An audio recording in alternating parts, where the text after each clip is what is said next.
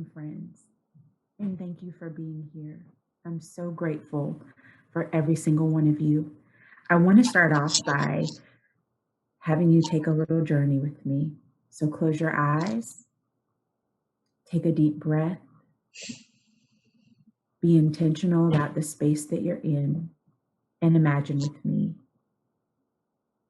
Imagine with me that in the palms of your hands, you have every single thing that you value and hold dear: your heart, your family, your career, your home, the love of others.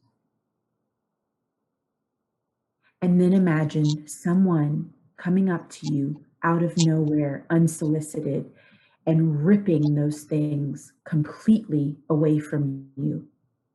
As much as you try to hold on to them, they are tugging at you, they are pulling at you, they are threatening you, and they rip everything away from you that you hold dear. Open your eyes. You feel devastated. You feel out of control. You know that you didn't do this. You didn't cause this, but it happened. And at some point, in some way, you've got to continue living.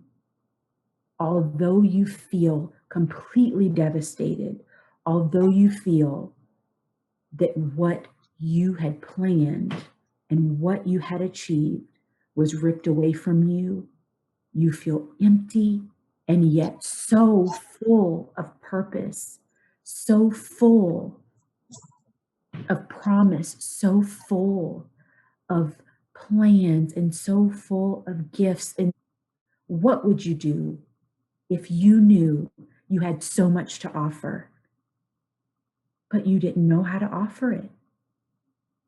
The tools you thought you would use to offer it were ripped away from you. Would you sit there and pout and throw up your hands and say, you know what, I'm done? The way that I was going to do this, my way, was taken away from me, so I'm not going to do it? Or would you say, what I thought I would use, I no longer have, but I will use what I do have? My name is Faith Broussard Cade, and what I just illustrated for you is the story of my life over the past 3 years. On January 8th, 2018, life came crashing to me at a furious pace and changed my life forever. I was hit from behind in a motor vehicle accident by a tractor trailer. And one of the bonuses I took away from that was a concussion, and another was a traumatic brain injury. With that, I forfeited my career, my job as a school counselor that I loved, my mobility, my ability to wake up in the morning and not feel excruciating pain. I forfeited all those things. And yet, deep down inside, I knew there was something inside of me that I could still offer to the world. And that was my voice. That was my power.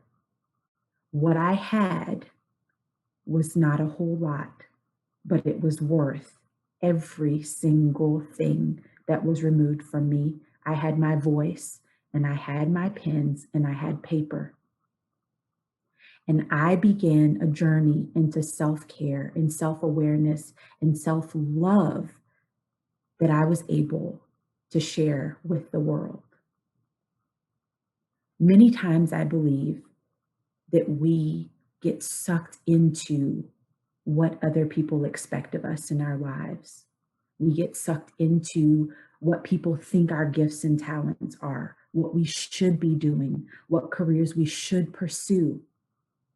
And yet we never truly dig deep down into our natural, organic gifts and talents that have always been there, waiting for us to embrace them and to share them with the world. The world is out there waiting for us to grab onto our talents, grab onto our natural gifts, and to share them, because that is what we were put here to do. Someone's life depends on us sharing what is naturally inside of us. And what I had to share was my voice, my words on this paper and this pen.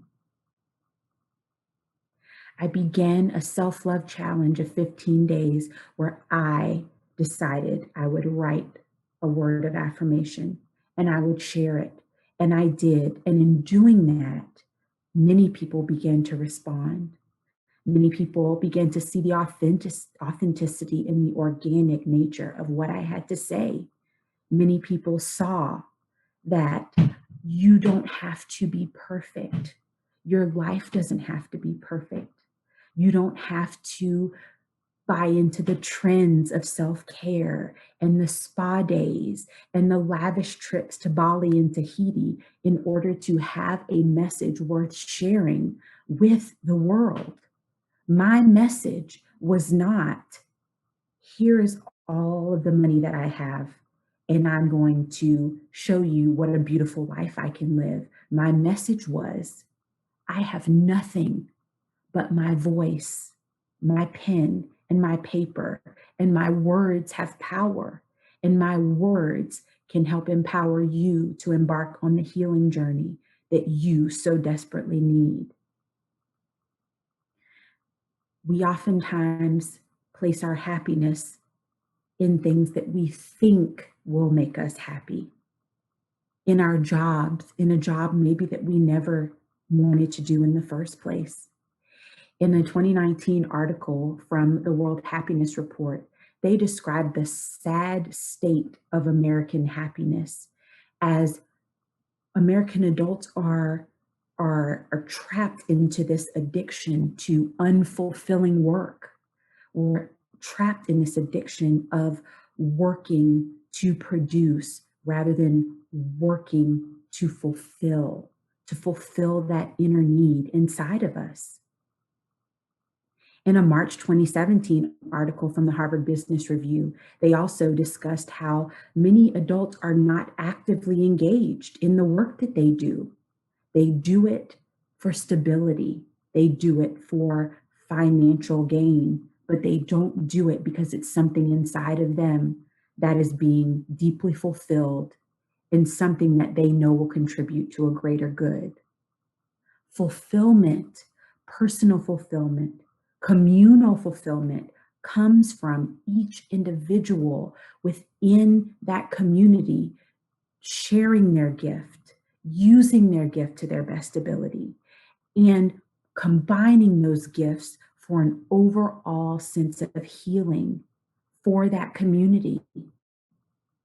The world depends on us using the gifts that we have in order to heal that world.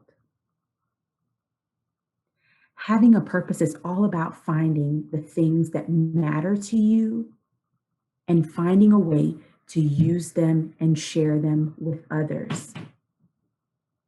In a Psychology Today article, it tells us that we feel more fulfilled as adults and human beings when our purpose is connected to that of someone else.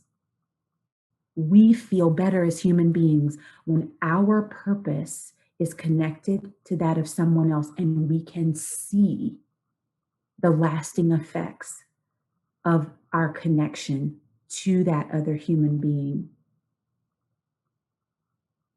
My life was not perfect. Your life is not perfect. No one's life is perfect. But what we do is we use what we have, not what we think we need, not what someone tells us may be a good idea. We use the strength that is inside of us. We use our pens, our paper, and our voice to influence the larger space around us. We become empathetic. We become compassionate. We share our truths, not the pretty, curated truths, the pretentious truths that we share with others on social media or in polite conversation, but the dark, the the crying truths, the truths that dig deep inside of us. We share those truths and we allow someone else to see that it's okay to cry. It's okay to feel down. It's okay to not have everything figured out. When we open that space and give permission for others to tell their truths, we begin an entire worldwide, community-wide journey of healing that then has a ripple effect throughout the entire world. That is the story of my life. That is the story of my influence. And it also is the story of yours. Because what I know to be true, if nothing else, is that my personal healing leads to collective healing. Use what you have, friends. Use every single bit of it. Take everything that you have and everything that you are organically and authentically and share it with the world. And that goodness, that compassion, that love, that empathy will return to you in ways that you never imagined. And it will change the world around you.